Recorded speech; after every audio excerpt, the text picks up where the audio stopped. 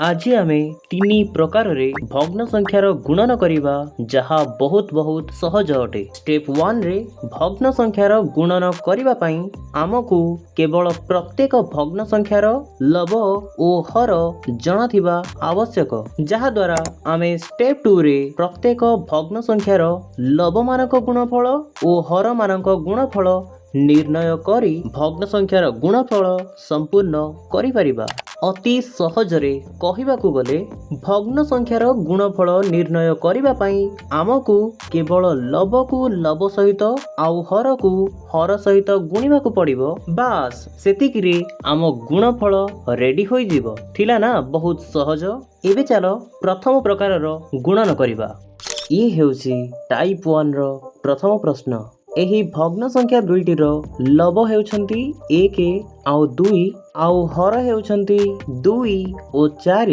एबे भग्न संख्यार गुणन करिबा पई आमको गोटिए समान चिन्ह सहित विभक्त गार टाणिबाकू पड़िबो। तापरे लब दुईटी को गुणी देबा, माने 1 सह 2 को गुणी देबा, आउ हर दुईटी को गुणी देबा, माने 2 सहित 4 को गुणी देबा। तापरे समान चिन्ह दे लिखिबा 2 के 2 आउ 2 चौ 8 आउ ये हे गला आम भग्न संख्यार गुणफल रेडी।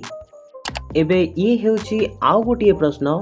एठारे थिबा भग्न संख्या दुईटीर लब 5 आउ 7 अछंती आउ हर 3 और 2 अछंती। एही भग्न संख्या दुईटीर गुणन करिबा पई आमको समान चिन्ह देई गोटिए विभक्त गार टाणिबाकू पड़िबो। आउ एहा परे लब दुईटी को माने 5 आउ 7 को गुणिबाकू पड़िबो।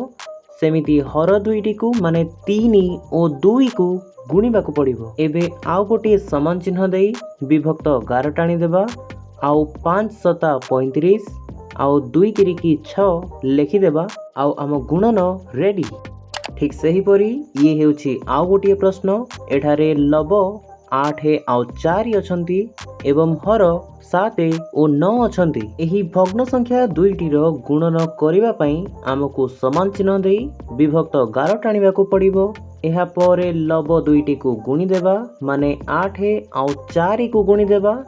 तापरे हर दुईटी को माने 7 आउ 9 को गुणी देबा। एहा परे आउ गोटिए समान चिन्ह देबा आउ विभक्तर गार टाणी 8 चौ 32 9 सता 63 लिखिदेबा। आउ ये हेउची आम गुणफल रेडी। एठारे थिबा भग्न संख्या दुईटीर लब 7 आउ 2 अटंती। ठीक सही परी हर 4 आउ 5 अटंती। तेणु एही दुईटी भग्न संख्यार गुणन पई आमे गोटिए समान चिन्ह देई विभक्तर गार टाणी देबा। एहा परे लब दुईटी को माने 7 सहित 2 को गुणी देबा।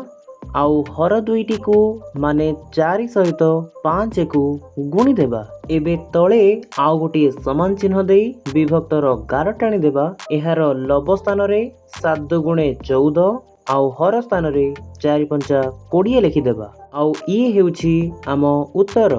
एही भग्न संख्या दुईटीर लब 3 आउ 5 थिबा बेले एहार हर 4 आउ 9 अटंती। एही दुई भग्न संख्यार गुणन करिबा पई आमको समान चिन्ह देई गोटिए विभक्त गार टाणिबाकू पड़िबो।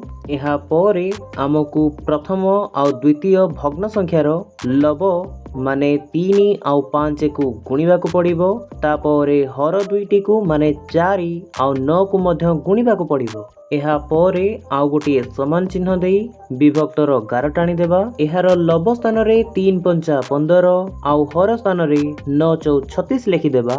आउ उत्तर रेडी। ये हेउची आजिर शेष प्रश्न। आउ एठारे थिबा लब दुईटी हेउछंती 1 आउ 4 एवं हर दुईटी हेउछंती 5 आउ 3। तेबे एहार गुणन पई आमको गोटिए समान चिन्ह देई विभक्त गार टाणिबाकू पड़िबो। तापरे आमे लब दुईटी को माने 1 आउ 4 को गुणी देबा। ठीक सही परी हर दुईटी को माने 5 आउ 3 को मध्य गुणी देबा। एबे आउ एक समान चिन्ह देबा आउ विभक्तर गारटी टाणी देबा। आउ लब स्थान रे लिखिबा 4 के 4 आउ हर स्थान रे 5 3 15 लिखिबा। वर्तमान आम भग्न संख्यार गुणन रेडी। ताहा हेले आज आमे भग्न संख्या गुणनर टाइप 1 को जानिले। टाइप 2 आउ टाइप 3 को आमे अन्य कोनोसी एक वीडियो रे कवर करिबा। ताहा हेले देखा हेबो आउ गोटे सुंदर वीडियो सहित। सेई पर्यंत भलरे रुह, खुशी रे रुह।